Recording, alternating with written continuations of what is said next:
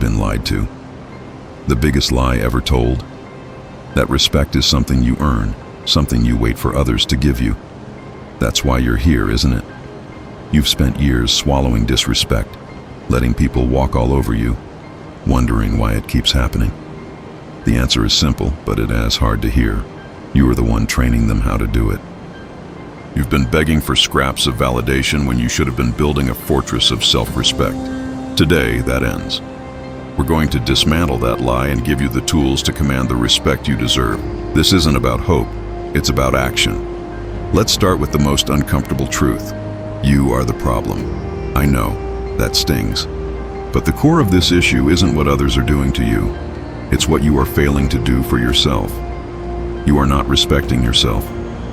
Every time you walk into a room desperate for a boss, a partner, or a friend to finally see your worth, you are killing your own value. You're holding out an empty bowl, begging for a validation that will never come. Why? Because you can't get respect by begging for it. You can't receive from others what you refuse to give yourself. Stop looking outward for approval. Instead, look inward and become the person who would never tolerate disrespect in the first place. External respect is just a mirror. It's a lagging indicator of the respect you already have for yourself. When you finally decide that your own approval is the only one that matters, the world will have no choice but to reflect that back to you. Now let's talk about your environment. Look around. Who are the people in your life? Do they lift you up, or do they make it harder for you to live by your own standards? If someone's presence in your life costs you your peace, your integrity, or your self-worth, they are too expensive to keep around.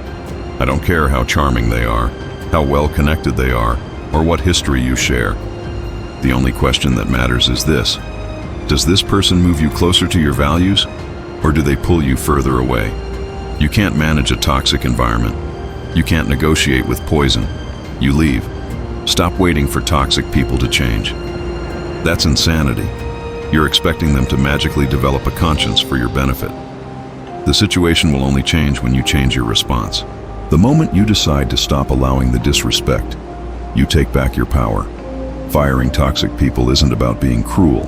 It's about being loyal to your own future. Let's get something straight. Respect is not a feeling. It's not a warm, fuzzy emotion you get when someone says something nice. Self-respect is a verb. It is a system of brutal daily actions. It's built on a foundation of one simple, non-negotiable rule. Keep the damn promises you make to yourself. If you tell yourself you're going to wake up at 6 a.m., you get up at 6 a.m. If you promise yourself you'll finish a project, you see it through. Every time you break your word to yourself, you are modeling disrespect for the entire world to see. You're telling everyone, my own commitments mean nothing, so why should they treat you any differently? You have no right to complain about being disrespected if you are the chief betrayer of your own potential. Furthermore, you must choose discomfort over self-abandonment. This is critical.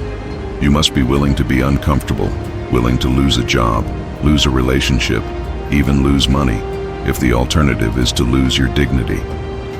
Staying aligned with your values is not always easy, but abandoning them is a price you can never afford to pay. Silence is your weapon. Consequences are your teacher. Forget your words. Your explanations are useless. Nobody disrespects you without your permission, and you grant that permission every single time you talk instead of act. You don't teach people how to treat you by shouting about your boundaries. You teach them by what you accept. When a line is crossed, the consequence must be swift, silent, and final. You don't get into a screaming match. You don't write a long emotional text message explaining why you're hurt.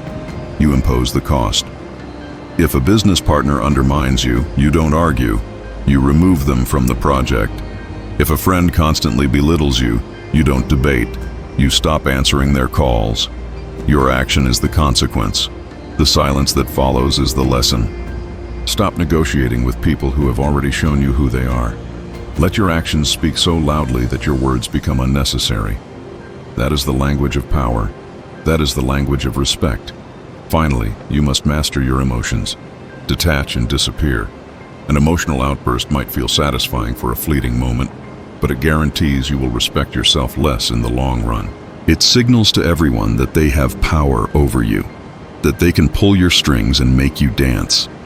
True personal power is absolute calm. It is a state of unshakable inner peace. You don't yell, you don't argue. You are not here to emotionally vomit on others and create drama. A person who commands respect has already decided what their boundaries are and what the consequences will be. When the line is crossed, they don't get angry. They simply execute the plan with calm detachment, walking away from the drama, from the argument, from the chaos that says more than any word ever could. Leaving is not quitting.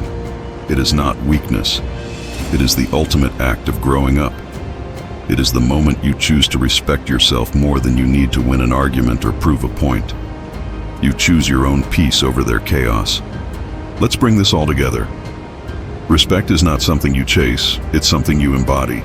It starts the moment you stop begging for it and start demanding it from the most important person in your life, yourself. You become the source of your own validation.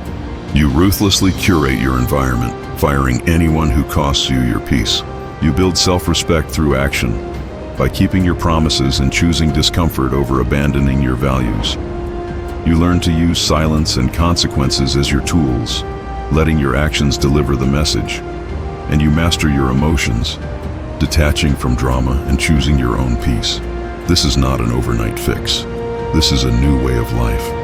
It is a commitment to becoming the person you were always meant to be. Someone who walks through the world with their head held high, not out of arrogance, but out of a deep, unshakable foundation of self-respect. The journey starts now. Stop begging, start demanding. Thanks for watching. If this message resonated with you, let me know in the comments below. And don't forget to like this video and subscribe for more content that will help you build a life of strength and integrity. See you in the next one.